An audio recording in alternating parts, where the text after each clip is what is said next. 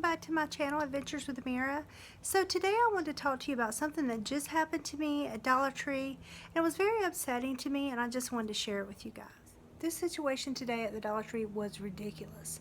So what happened was I was going into the store, and right behind me there was an elderly gentleman that was trying to step up onto the curb to get in the store. I mean, we were right in front of the door. And he tripped and he just face planted right behind me.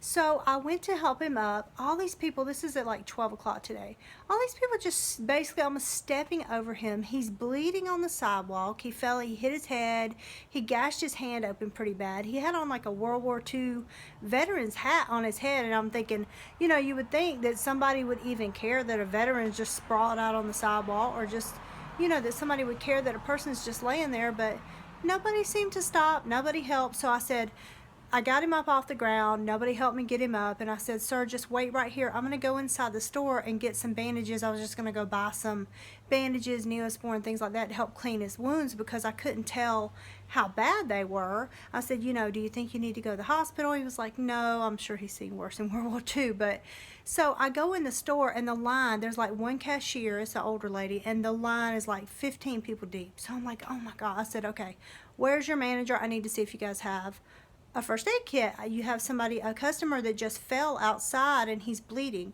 And so the lady was just like, oh, we don't really have first aid kits. I mean, I was like, what in the world? This is a business. You don't have a first aid kit? So I was like, well, can you get me something, some bandages? I mean, obviously there's a whole aisle of first aid supplies and first aid kits in the store. You know what I'm saying? Like, could you just get me some stuff to help the gentleman? So I rushed back outside to help him, to make sure he's okay. And 15 minutes later, because I was trying to make sure that he could stand up and not fall over, there was nobody to sit, nowhere to sit down for him or anything. 15 minutes later, the lady comes out with like a wet paper towel. He's literally like gushing blood. I realized on one of his hands he has a like nickel size cut that's just pouring blood, which he's elderly, so I'm thinking he might be on blood thinners or something like that. Maybe that's why it was bleeding so bad.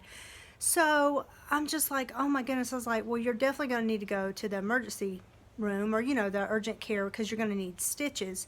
And he was like, oh my goodness. He was like, well, I can't really afford an ambulance. And he was like, maybe. I said, well, do you need me to drive you somewhere? I was like, do you have somebody we can call? And he's got 6 kids, but none of them live here. And the lady from the Dollar Tree is just like, okay, well, I hope you're all right. And she just walks off. And I was like, this happened at your place of business. You would think somebody would care, but they don't. Sorry, I'm using this new selfie stick thing so I could talk to you guys. I ran outside because the kids are doing their homework and stuff, and I didn't have time to set up. But anyway, so I'm like, okay. So I take him to his car, and I was like, do you need something out of your car? I was like, I don't think that you should drive, you know, because he had hit his head, and I was really concerned about that. He was like, oh no. He's like, I think I'm fine. He thought he had broken his fingernail. I was like, no, you did break your fingernail on one hand, but on the other hand you actually have a gash where he just landed on the concrete wrong. And so I took him down the street. There was an urgent care nearby. We get to the walk-in clinic, and they're like, oh, we're kind of busy today. We normally fill up kind of early. This is only at 12 o'clock now. They're like, we don't have any, you know, body that can see him. Maybe he can go somewhere else. I'm like, he's bleeding all over your lobby. There's like 2 people there. I'm just like, what's happening? I feel like I'm in the Twilight Zone.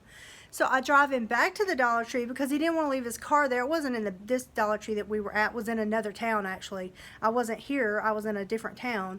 And it was kind of not in the best area, I guess. I don't know. But he said he didn't want to leave his car there for too long.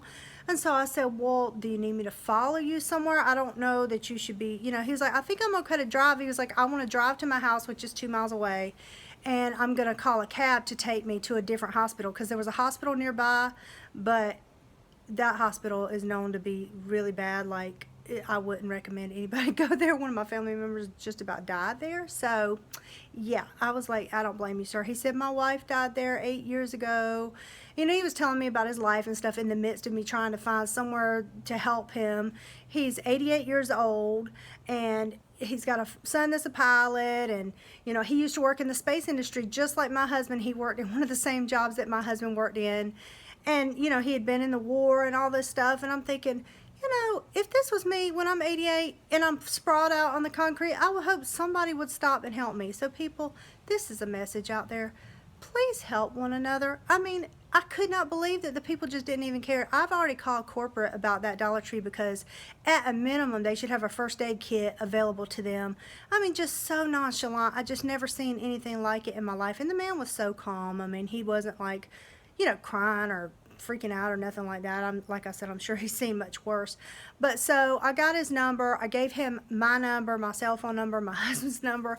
I said, we're going to call and check on you later. I want to make sure that you actually got to the hospital. He said he has one child that lives about an hour from here.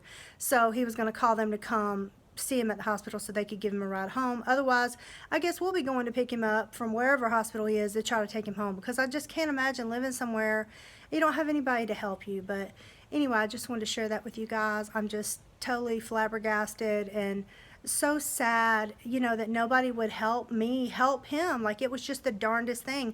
And I wanted to tell the manager, can you just go give me some bandages, hydrogen peroxide? I can clean his wounds and I'll bandage him up. I can just give you the money in a minute. But I get the feeling she wouldn't have trusted that I wasn't going to drive off, and steal their bandages or Neosporin or what. It was just so weird.